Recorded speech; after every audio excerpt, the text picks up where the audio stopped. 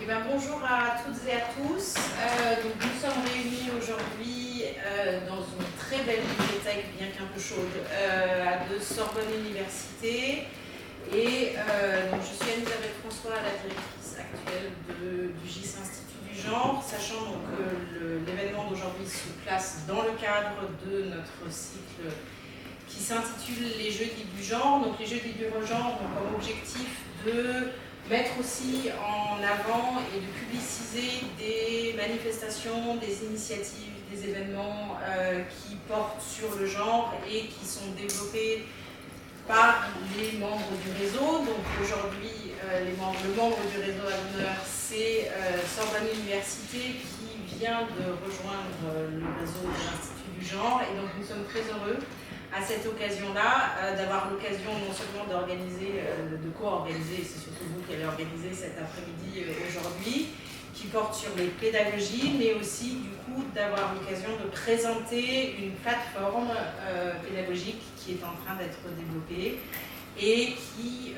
promet d'être une ressource absolument essentielle pour l'ensemble des personnes qui souhaitent enseigner dans un cadre institutionnel ou hors cadre institutionnel d'ailleurs, pour mettre en œuvre des pédagogies féministes qui sont aussi des pédagogies inclusives, et donc d'offrir ces ressources-là. Alors on va avoir une présentation rapide effectivement du cadre dans lequel a été développée cette plateforme, à savoir l'initiative genre et en particulier Philomèle à Sorbonne Université, et ensuite une présentation de la plateforme qui sera mise à disposition et en ligne dans les mois qui viennent.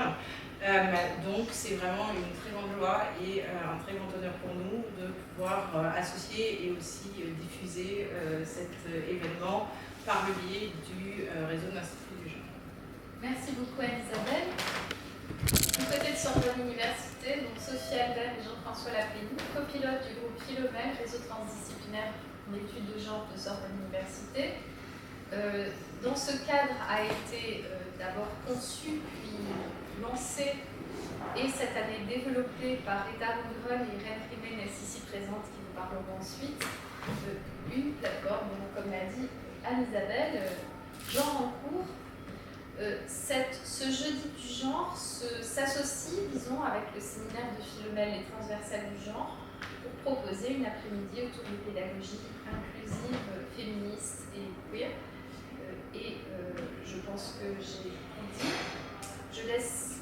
Nous laissons la parole à Irène Guettard en disant simplement que nous sommes extrêmement heureuses et heureux de compter désormais parmi les membres de l'Institut du Genre et de pouvoir organiser cet événement commun aujourd'hui. Et cet événement commun d'ailleurs qui montre à quel point voilà, les collaborations elles étaient déjà effectives, puisque ETA a travaillé aussi déjà pour l'Institut du Genre et que Irène est lauréate d'un des prix de thèse de notre institut. Donc en fait, nous étions déjà en train de collaborer ensemble et donc là, on en voit le fruit concret, en particulier avec cette plateforme. Donc vraiment, un grand merci à toutes les deux.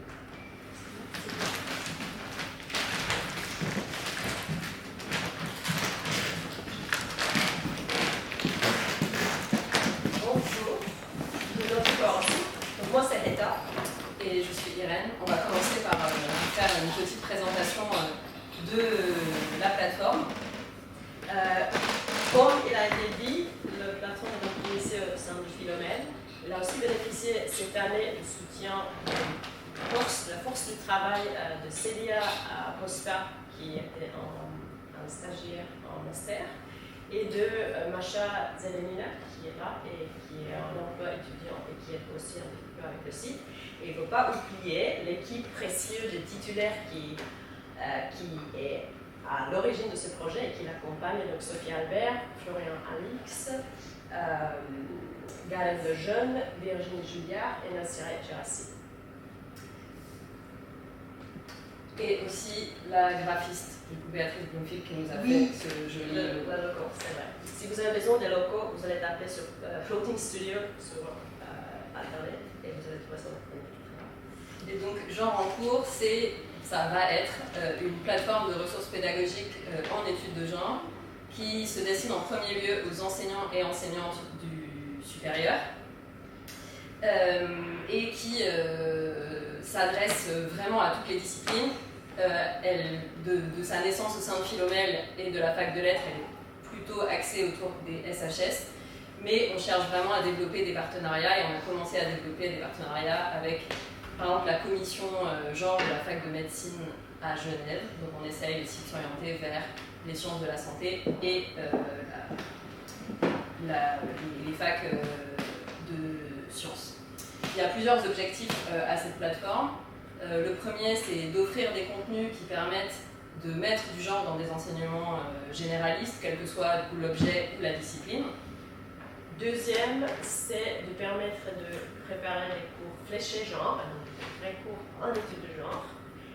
Troisièmement, aussi donner des astuces pédagogiques et des ressources vraiment assez concrètes pour organiser des activités et aussi pour réfléchir sur sa pédagogie. Et quatrièmement, pour n'importe quel internaute, ça va être un site accessible librement à tout le monde. Ça va offrir en fait des informations fiables à ces sujets dont on ne débat si souvent. Évidemment, c'est une plateforme dont le premier usage sera virtuel, mais ça s'adosse à une série d'événements qu'on mène dans la vie réelle, et notamment une série d'ateliers. Donc, on a mené à Paris, à Lyon, en distanciel, aujourd'hui, ici, et aussi prochainement à la Cité Audacieuse, du coup là plutôt dans le cadre de partenariats associatifs. Et ça s'adresse à toutes les personnes qui sont intéressées par les questions de formation, que ce soit dans le cadre universitaire ou aussi en dehors du cadre universitaire. Et du coup, notre idée par ces objectifs, c'était vraiment de partir des pratiques et des besoins des personnes qui enseignent.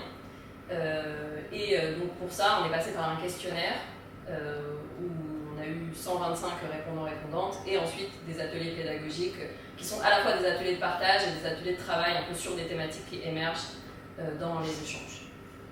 Oui, et c'est aussi le côté qui permet d'en faire un projet vraiment collectif et collaboratif. Donc du coup, les gens, n'importe qui, vous pouvez nous proposer soit des ressources que vous avez déjà ou des ressources que vous voudriez avoir. Et soit on va trouver des gens pour les créer ou on va vous proposer de participer à les créer avec d'autres gens.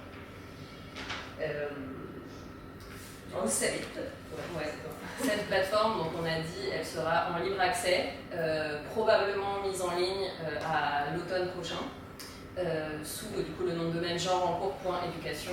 Elle va être hébergée par l'Humanum et c'est actuellement le laboratoire CERES de Sorbonne Université qui s'occupe du développement. Donc là, pour l'instant, on travaille sur une version bêta pour améliorer le design et la navigation par mots-clés et rubriques.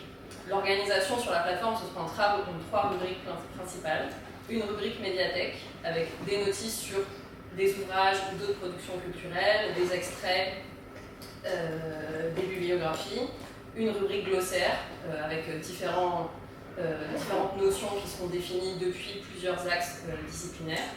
Donc par exemple, on a actuellement espace public en géographie et on va avoir espace public en infocom, pour une même notion. Et une rubrique astuces. Oui, médiathèque, glossaire et astuces. Et d'ailleurs, pour la médiathèque, on a commencé en partenariat avec Echaine, où du coup nous avons, là pour l'instant, il y a 3 notices livres qui sont là, qui ont été déjà créés avec nous et qui vont apparaître sur notre site aussi. Il y a 5 en cours qui vont bientôt être là aussi. Et on a une cinquantaine qui vont être prêts, disons pour septembre-octobre, pour l'ouverture du site. Pour parler plus de chaque rubrique, donc du coup la médiathèque c'est ça effectivement autour de livres mais aussi autour de podcasts et on mettra aussi beaucoup un peu des guides pour accéder à des ressources qui existent déjà en ligne parce qu'il y en a quand même pas mal et on en a découvert en faisant des recherches cette année pas mal mais en fait il faut les rassembler. Donc on va faire des petits kits pour pointer les internautes vers différentes plateformes extérieures. Et dans le glossaire, il y aura évidemment des des notices courtes sur des notions, des concepts, mais également des objets ou des événements marquants de l'histoire féministe LGBTQI+. Et finalement, dans les astuces pédagogiques, nous avons déjà lancé un appel spécifique concernant cette rubrique-là. Et là, on aura des feuilles de route d'exercice, par exemple, et des retours d'expérience, des documents que les gens partagent dans leurs cours et qu'ils souhaitent donner aux autres aussi. Et sur des sujets comme, par exemple, comment on prend la parole en classe, comment on améliore la prise de parole égalitaire, comment on parle, comment on fait parler des sujets qui sont conçus comme sensibles, ou comment on parle des violences, sur la langue inclusive, sur les émotions en classe, comment effectivement partager les expériences et les lier avec les enseignements théoriques, ce qui est un peu au cœur quand même des pédagogies féministes et intersectionnelles. Et peut-être que comme Elsa Bress, elle est là, à côté d'Isabelle, on va avoir des bibliographies dans la partie médiathèque par Zotero, des bibliographies partagées. Donc Elsa, qui travaille à la bibliothèque à la Sorbonne, nous aide à mettre ça en place. Et si vous voulez y participer, d'ailleurs, aujourd'hui, elle pourra vous inscrire. Oui, donc sur le flyer qui vous a été distribué, vous voyez aussi la liste de nos partenariats actuels. Donc, notre idée, c'est vraiment de les développer pour que ce soit le plus collaboratif possible. Et on imagine aussi ces partenariats comme une manière de pérenniser la plateforme et de continuer à attirer à la fois des personnes qui viendraient lire les contenus et les utiliser, et aussi continuer à les produire. On cherche d'ailleurs à adosser cette plateforme à une sorte d'événement annuel dont on réfléchit toujours au contour, et qui pourrait avoir un contenu soit ludique, soit créatif autour des pédagogies. Dans notre modèle, c'était un peu le concours besoin sexisme de Mathilda Éducation. Qui est notre plateforme pour le secondaire qui existe déjà. Donc c'est complètement ouvert et on est à votre disposition aussi pour collecter, échanger des idées autour de ce qui pourrait être cet événement régulier, et de toutes vos idées aussi pour pérenniser et élargir ce projet. Voilà. Et n'hésitez vraiment pas aujourd'hui à venir parler avec nous après l'atelier ou pendant le pause. Vous pouvez rester jusqu'à la fin avec toutes vos idées, même si vous ne le sentez vraiment pas de structurer parce que vous êtes souvent. T'arrêtes pas de regarder, Alex? Si, j'ai regardé. Comment c'est pas? Non, on a resté avec ça. Non, c'est lui qui a regardé. En fait, on va bien faire une répétition de ce qu'on faisait là. Désolée, mais là, on est prioritaire.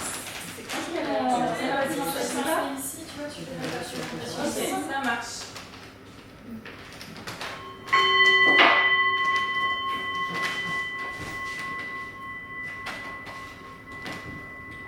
Alors que s'abattent les représailles, que les budgets sont réduits, que les emplois se raréfient, beaucoup des quelques interventions progressistes dédiées à changer l'université, à en faire un écosystème ouvert à la diversité culturelle, risquent d'être sapées ou détruites.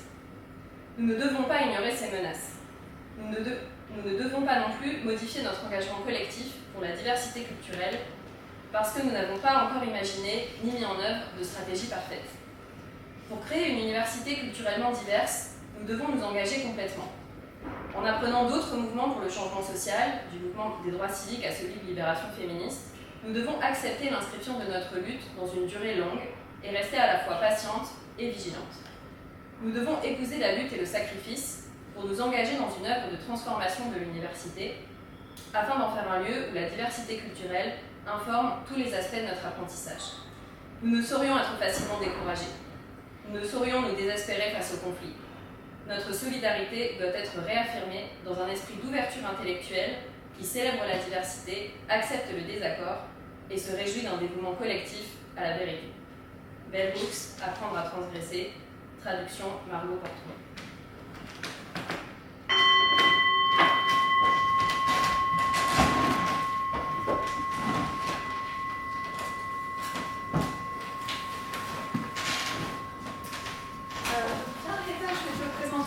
Du labo. Oui. Il y a Natacha ici. Salut Natacha. Bonjour. Bonjour. Je te présente Rita.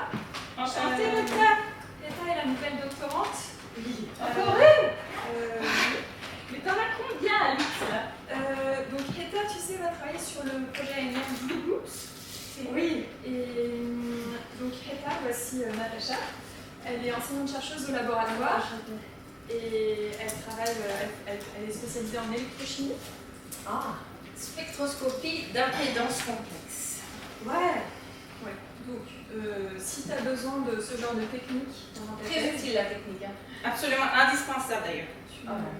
super. Tu n'hésiteras pas à venir lui demander conseil, puisque en fait dans le labo, on s'entraide beaucoup, C'est super, merci. on s'aide à appréhender les nouvelles techniques. Natacha, du coup, on te laisse, je vais la laisser dans le bureau des doctorants, et puis moi je suis un peu sous l'eau avec ma demande de dialogue là. Alright. Donc ici, Heta, c'est le bureau des doctorants. Donc je te laisse, bonne installation. Merci. À plus tard. Au revoir. Bonjour. Oh, salut. Moi, c'est Heta. Je viens de commencer une thèse. Ah, super, félicitations. Moi, c'est Irène, j'ai soutenu il y a 4 ans, mais je continue de venir travailler là parce que entre les deux universités où je fais des cours, c'est pratique. Bon, tu vois, il y a quelques chaises, faut pas hésiter. On est 115, il y a 6 places, mais là, tu vois, aujourd'hui, Oui. Merci. Du coup, tu fais ta thèse avec qui? avec Alix. Ah oui, oui, ça va, elle est sympa. Elle répond, elle. Ah, oui. Déjà beaucoup plus que mon directeur de thèse. Ah bon? Ouais. Après, il faudra quand même que tu lui fixes des réunions pour être sûr de lui parler régulièrement. Oui. Et aussi qu'elle pense bien à te mettre co-signataire de tous les papiers auxquels tu participes, parce que ça, souvent, ils font semblant d'oublier les titulaires. Et en plus, c'est vraiment super important que tu publies pendant ta thèse, parce que la thèse, vraiment toute seule, ça ne suffit pas du tout à être recrutée. Mais je vais pouvoir enseigner. J'aurai des étudiantes. Ah ouais, super, tu fais quoi comme cours? Le UGM 462C. Ah oui, on est tous passés par Donesco là. C'est super bien, ça demande beaucoup de travail parce que c'est vraiment des choses différentes à chaque séance. Oui. Mais du coup, c'est aussi quelque chose que tu peux vraiment valoriser après dans les candidatures comme à terre ou des choses comme ça. Même s'il faudra que tu changes, tu demandes des nouveaux cours l'année prochaine parce que c'est ça qui sera le mieux sur ton CV. Et oui, et puis aussi le chargé de CM, tu n'auras aucune idée de ce qu'il fait dans ses cours. Mais bon, t'inquiète pas, il y aura d'autres chargés de PV qui vont te refiler des choses. Et ce sera sûrement 1 an, l'année prochaine tu feras d'autres cours parce que c'est ça qui est important. Et oui, il y aura les élections des représentantes doctorants dans 2 mois. Ce serait bien, je pense, que tu te présentes. Les gens qui ont un contrat, c'est bien qu'ils prennent ces responsabilités. Je suis désolée, je veux bien continuer à parler avec toi, mais j'ai récupéré hier des vacations qui commencent demain en histoire de l'océan. Je n'ai jamais fait ça. Et du coup, il faut vraiment que je prépare ça. Merci.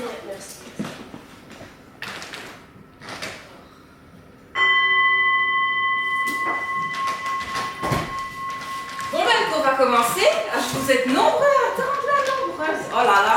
Mais vous n'êtes pas tous avec moi, hein. Je pense qu'il y a qui avec moi? Vous êtes avec moi? Ah oui. Moi aussi, je vous ai vu la semaine dernière. Mais si, c'est vous. Installez-vous, ne soyez pas timide. Je n'ai jamais mangé personne. Qui d'autre était dans mon cours? Ah non, mais vous étiez plus nombreux que ça. Mais oui. Elsa, je vous connais, hein.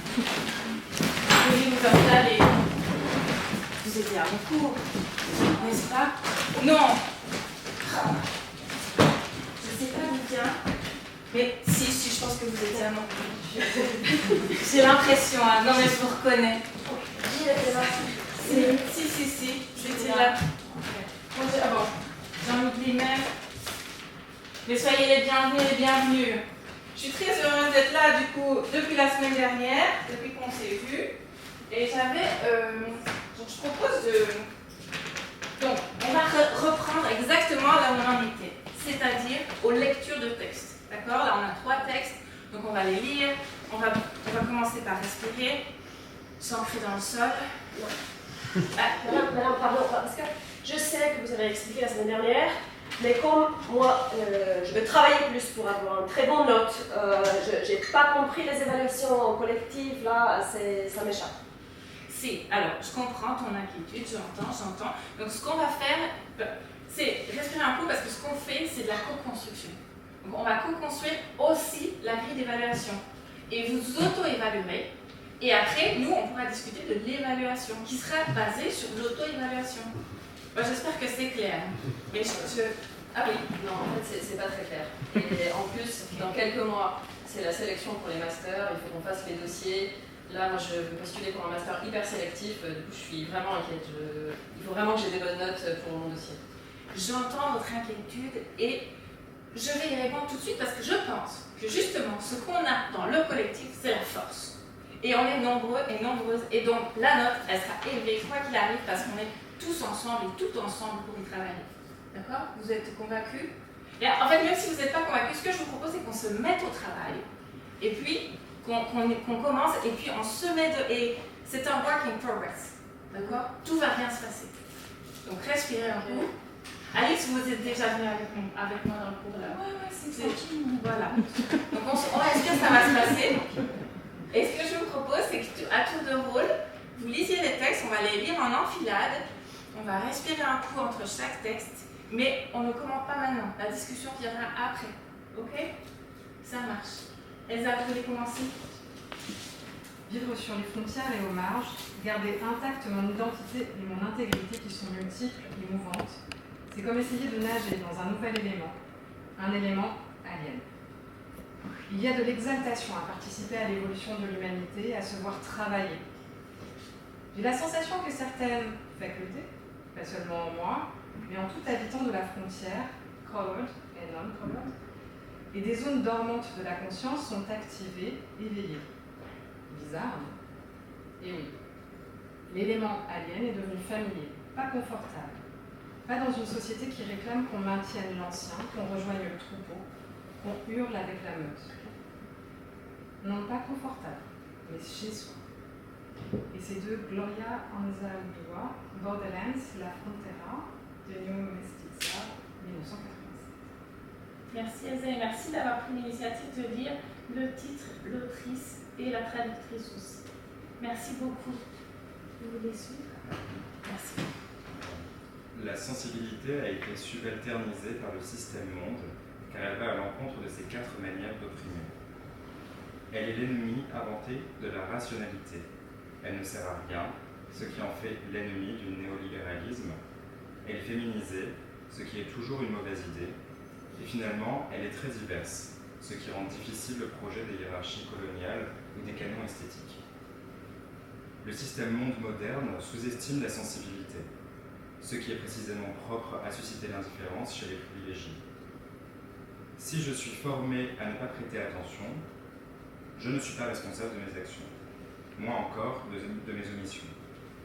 Si je suis formé dans une esthétique « I don't care », je ne suis pas responsable. Je ne me sens pas responsable, même, plus particulièrement, si je le suis. Les désattentions systématiques propres au système monde impliquent une désensibilisation envers certaines réalités. L'individu au sein du système monde va s'entraîner à ne sentir ni le monde, ni les autres, ni soi-même. Il devra s'entraîner à s'évader. La souffrance de la vie quotidienne, soit physique, soit émotionnelle, importe peu au nom des grandes valeurs et des grands récits. Il faut souffrir pour mériter sa place, il faut payer le prix du succès, il faut lutter pour la reconnaissance, la grandeur et la gloire, même au prix de sa personne. Maria Grace Salamanca González, Esthétique du Caire pour l'Anthropocène, 2023. Merci beaucoup. Je vous en prie. Nous sommes tous et toutes sujets de l'histoire. Il nous faut nous réincarner afin de déconstruire la manière dont le pouvoir a été traditionnellement orchestré en classe, niant la subjectivité de certains groupes et l'accordant aux autres, en reconnaissant la subjectivité et les limites de l'identité, lui perturbant l'objectivité tellement nécessaire à la culture de la domination. Il est fascinant de voir comment un effacement du corps se connecte à un effacement des différences de classe et, plus important, à un effacement du rôle du contexte de l'université comme lieu de reproduction d'une classe privilégiée avec ses valeurs et son élitisme. Bell Hooks, Teaching to Transgress, Education as a Practice of Freedom, traduction française de Margot Porton, Apprendre à transgresser, l'éducation comme pratique de la liberté, 2019. Merci beaucoup. Alors maintenant, je vous propose d'en discuter. Qui veut commencer? Alix? Non.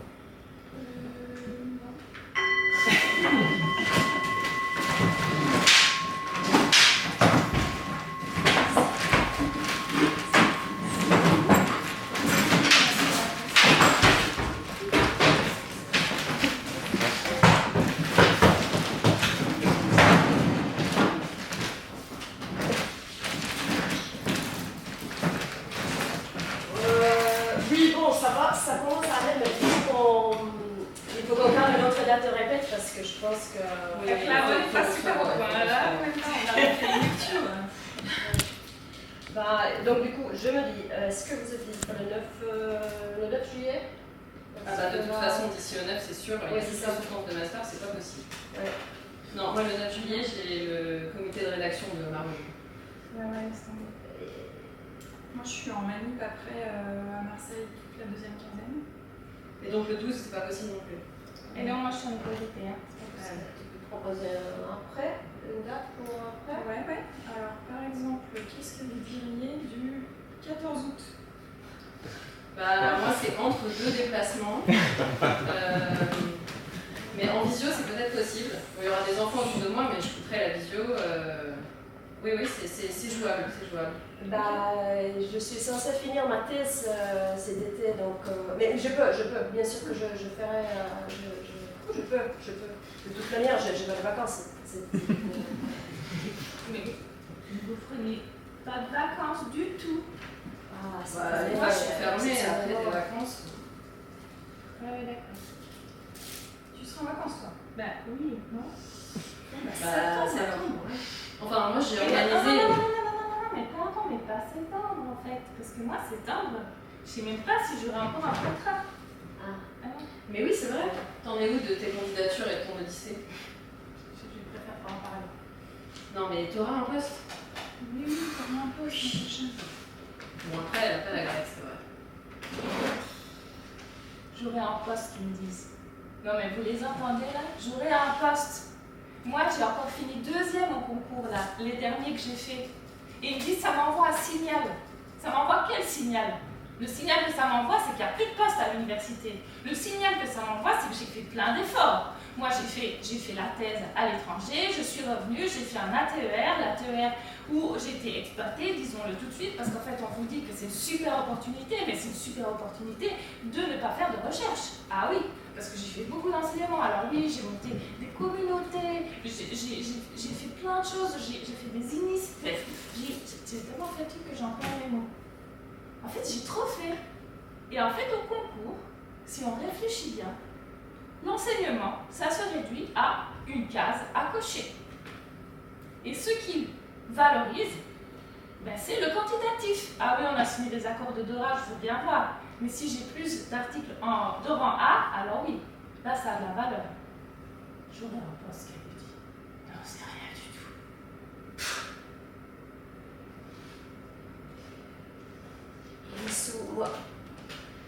Moi, je dois finir la rédaction de ma thèse cet été.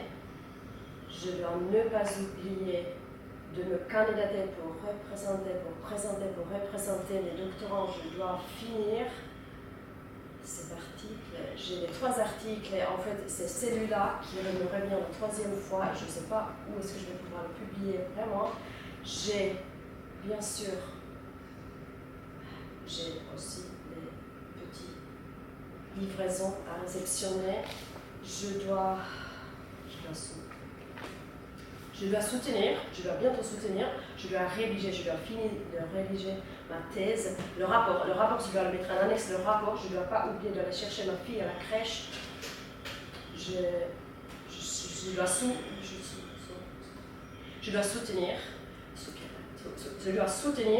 bientôt, je suis sous l'eau. C'est vrai, je lui dis qu'elle aura un poste, mais en même temps, moi, si j'avais pas été recrutée il y a 10 ans, jamais j'aurais poste aujourd'hui. Tous les candidates ont plus de publications que moi.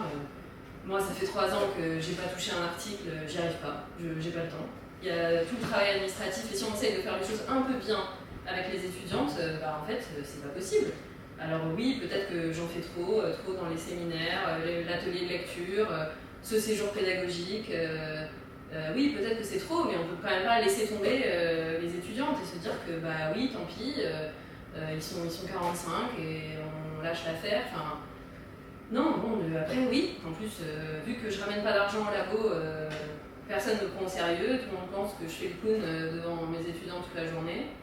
Mais oui, j'aimerais bien faire de la recherche, passer mon HDR, pouvoir encadrer des thèses, j'aimerais bien. Mais là, franchement, je vois pas si je reprends la recherche, à part arrêter de dormir, je vois pas comment je peux faire.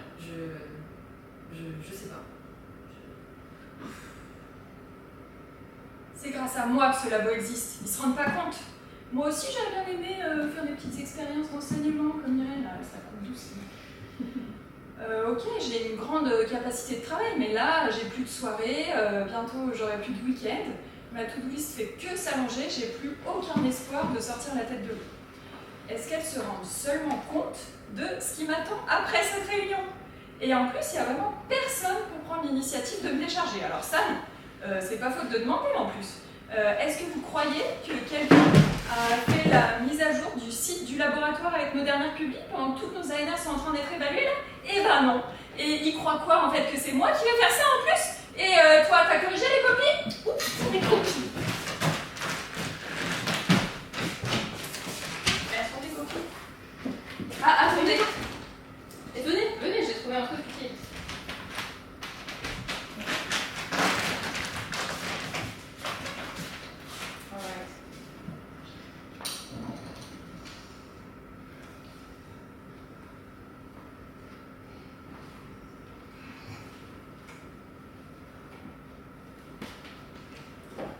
Mettez-le, hein, je pense que ça va vous aider.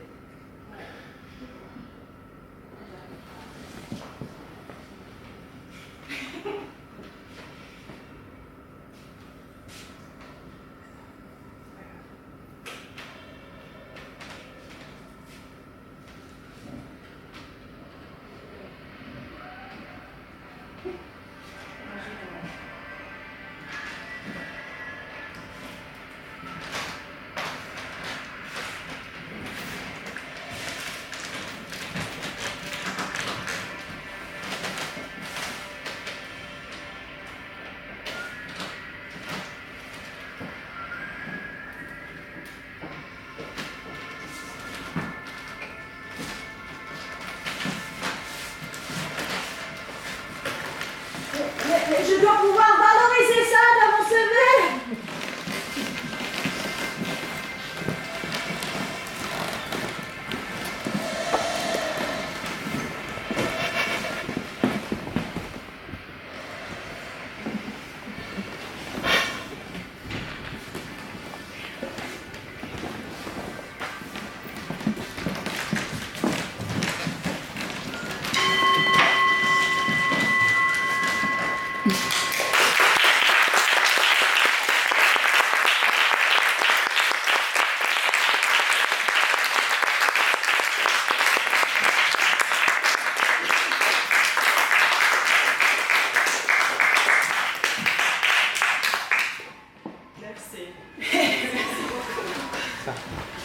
Alors du coup, ce qu'on va vous proposer pour la suite, c'est de commencer l'atelier. Et on va commencer l'atelier vous avez vu que là, il y a des cartes qui sont disposées. Après, on vous expliquera pourquoi il y a d'autres choses qui sont disposées, mais on vous guidera au fur et à mesure, d'accord? Donc, ce sera en 2 étapes. Et la première étape, c'est de nous dire ce que vous ressentez, ce que vous avez ressenti en regardant cette performance, ce petit moment. Qu'est-ce que vous avez ressenti? Et alors, l'idée, c'est de ne pas trop réfléchir, de choisir avec les tripes et de choisir pour le moment sans parler. Vous pouvez partager des cartes après si vous voulez, ne vous battez pas, vous pouvez partager une carte, mais vous choisissez une carte comme ça, comme elle vous vient. Et ensuite, par petits groupes, on échangera sur pourquoi vous avez choisi cette carte.